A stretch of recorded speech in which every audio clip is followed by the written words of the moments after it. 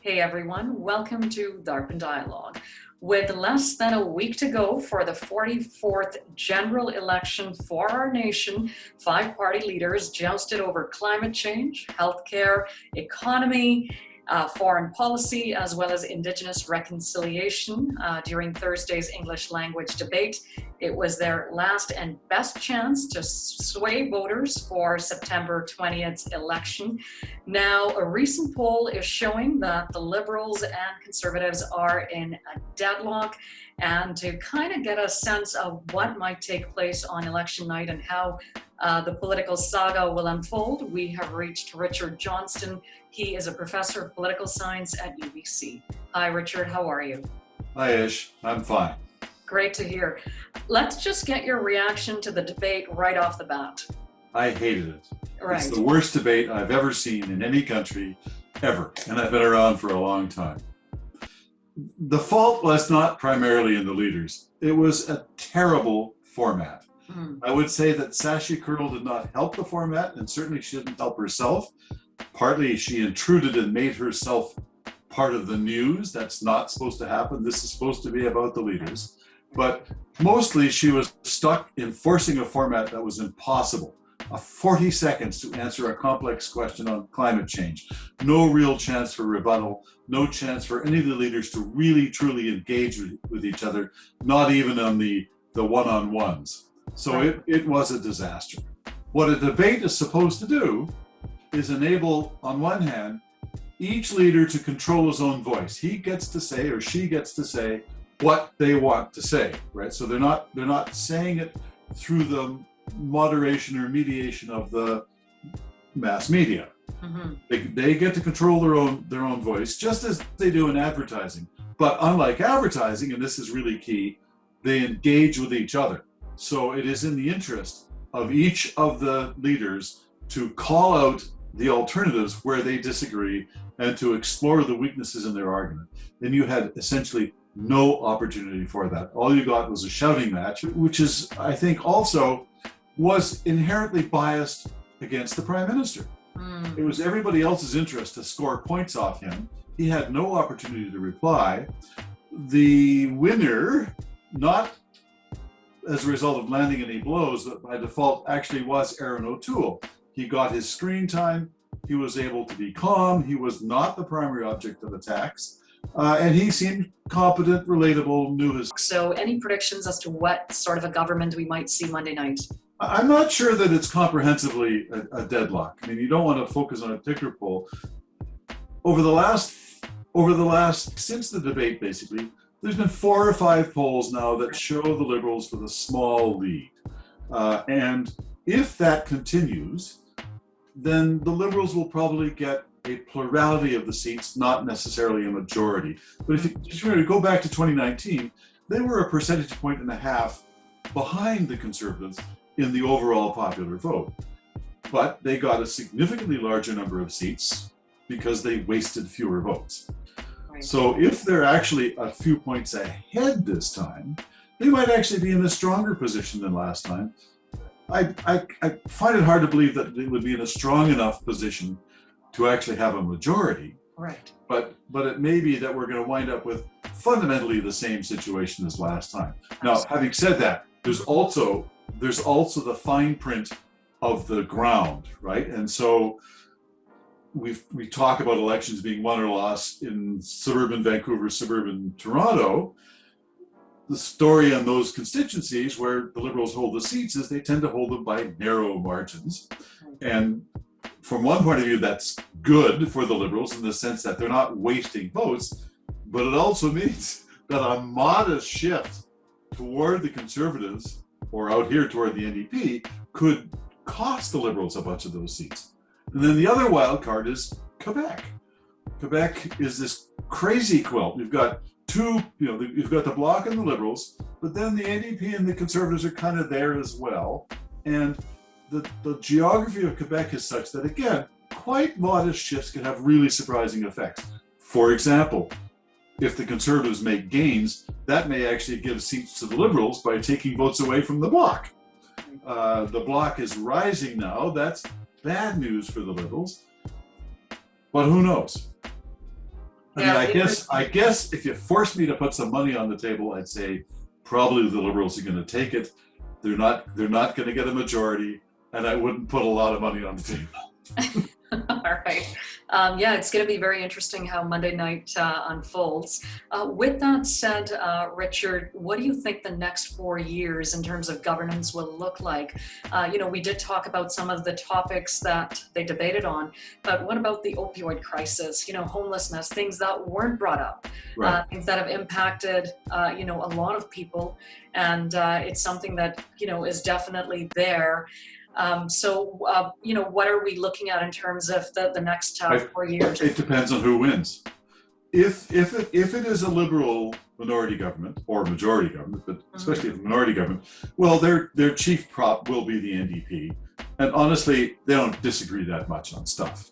And so I would see an urban and suburban agenda advance, much as it has since 2015. People might like it to advance more quickly than it does, but nonetheless, that would be the thing. So I think it would be more of the same. As far as the opioid crisis, I think as we move beyond COVID-19 as a crisis and as a kind of endemic that we manage, then I think inescapably attention has to turn back to the opioid crisis.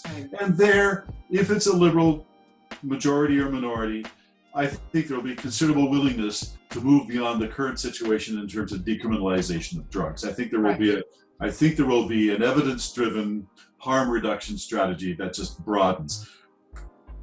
Whether it helps, I don't know. Right. But that seems to be the direction. If it's a conservative minority government, then it's hard to say. First of all, they themselves are not so sympathetic to that sort of move, but also the thing about the Conservatives, they don't have natural partners.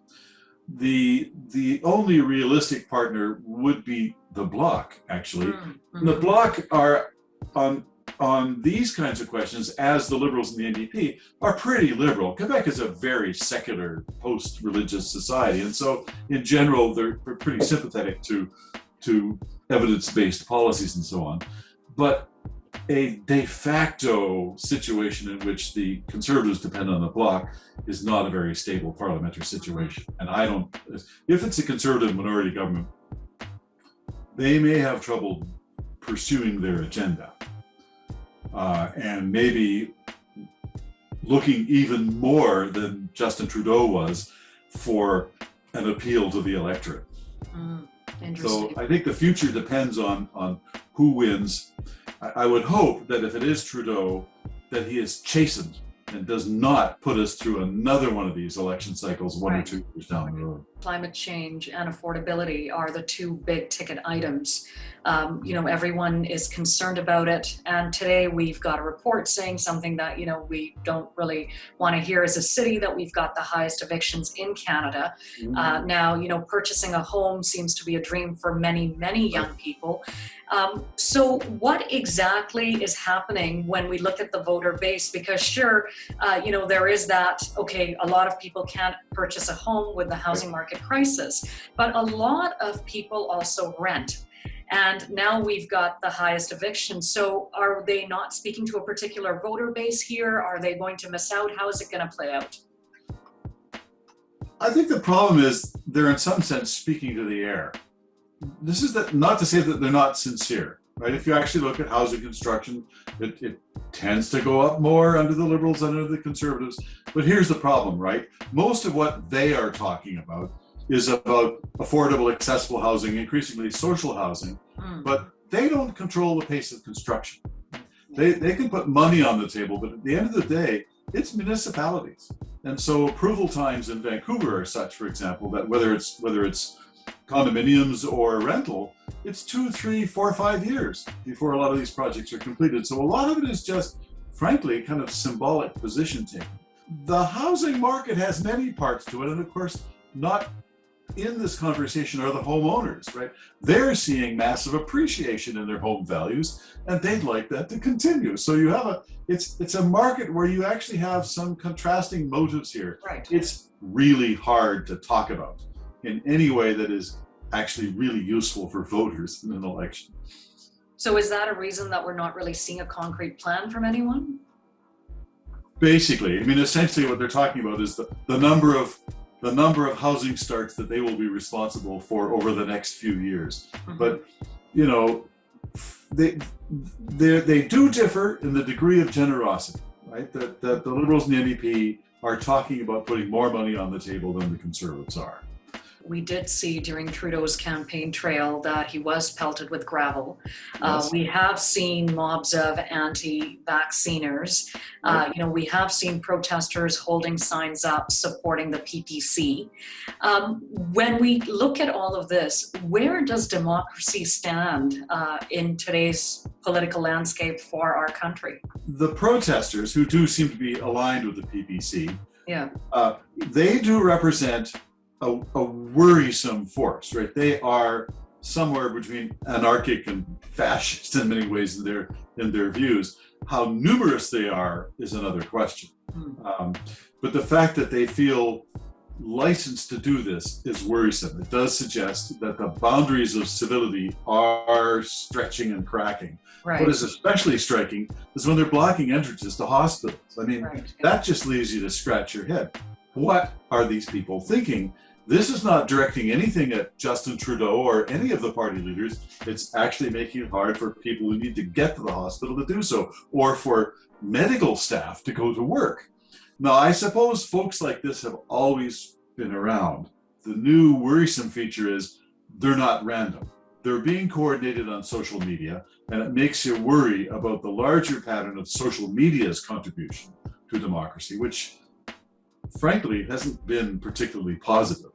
I think it's going to continue. It's going to continue certainly as long as we feel constrained by the coronavirus, and the coronavirus has brought out all sorts of pre-existing differences. If you don't like science, then you don't like medical researchers. Right. You don't believe them. You think that they're covering up, and you know, you may either be a new age person who sees alternative medicine is the way to go, or you may be just an outright reactionary who doesn't believe any of this stuff. Right. But COVID just brings it into high relief, and then it creates a situation in which political leaders, acting on behalf of the opinion of strong majorities, engage in degrees of social control and management that we're not used to. Right? I mean, we collectively probably will have to learn to live with a measure of social discipline.